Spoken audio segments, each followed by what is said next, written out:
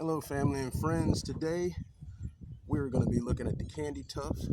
I have some dianthus here too, but we're going to be talking about the candy tuft because it's a beautiful plant. It's a evergreen ground cover, and it blooms like crazy in the spring. We get a lot of blooms going into the spring and into the midsummer.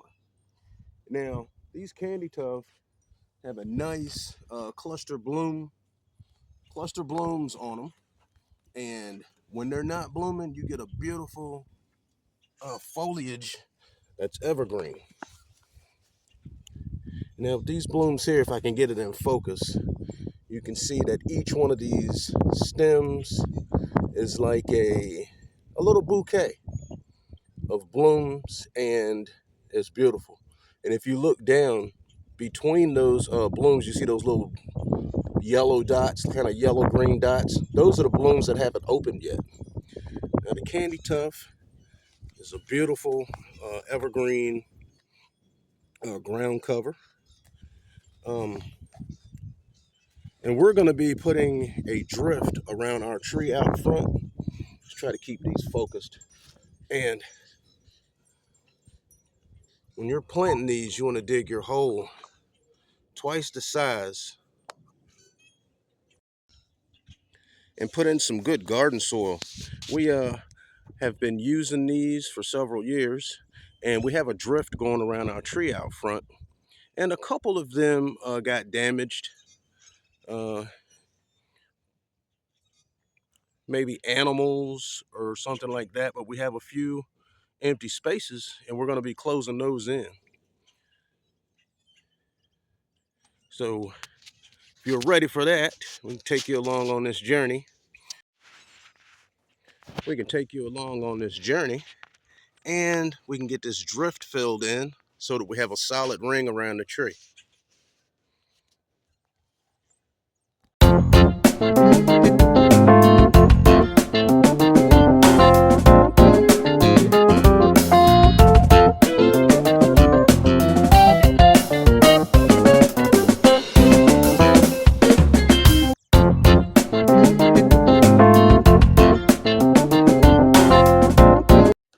When you plant these, dig your hole twice the size and put in some good garden soil. They can keep them moist for the first year and then water once a week. They're sturdy plants down to 30 to 40 degrees. They can handle that. And the average size is between 4 to 6 inches high, 12 to 15 inches wide. And on that spacing, the 12 to 15 inches, that's when they will just begin to touch and fertilize every spring. We're going to take a look and see what spaces that we're going to, and look here. These were from seeds that blew over and rooted up next to the tree. And we have a few spaces that we're going to fill in so that we have a solid drift. And what's down here now has gotten nice and wide. And this space here, I'm going to put 3 in that section and another one over here. And here's some other seeds that blew over close to the tree. And we're just going to let them stay there and see what happens. And in the big empty spaces, we have hostas coming up. But for right now, we're going to fill in these empty spaces so that we have a solid drift of candy tuft going around the tree. Okay, so I got these 3 here. And over on this spot, I was debating on transplanting this to that spot there, but I think I'll just let it stay since it's already established, and I'll just get another plant to put in there and have a drift close to the tree and a drift on the perimeter of the bed. So I have these in place and they're ready to be planted.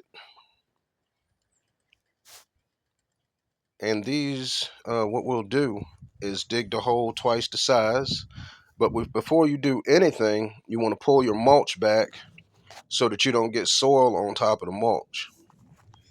We have these ready. And Ordinarily, I would have the hole twice the size and put in some good garden soil, but the soil has already been amended and they're ready to go.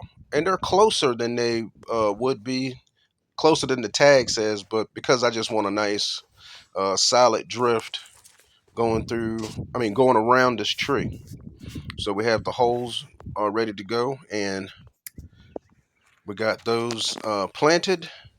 So now all I have to do is put the mulch back in place. Now remember, when you're planting, you don't want the soil to come above the root ball, and you want to avoid putting the soil against the plant because that encourages rot. It'll hold moisture. So with the mulch, when I'm next to the plants, it's very thin, touching the plants. But I have a nice 2-inch layer of mulch here so that when I don't have to water as much. But you just don't want to pile it up on the plant though. So got everything planted, and we're going to get another look at this drift. And I like what I'm seeing. And there's some other spaces.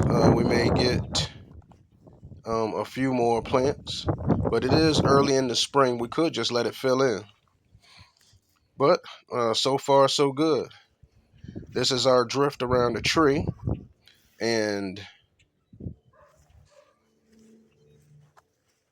we'll be watering these. We'll be watering these once a week, and the ones that were just planted, we'll make sure that they stay moist um, for a whole year, and then once a week once we start watering.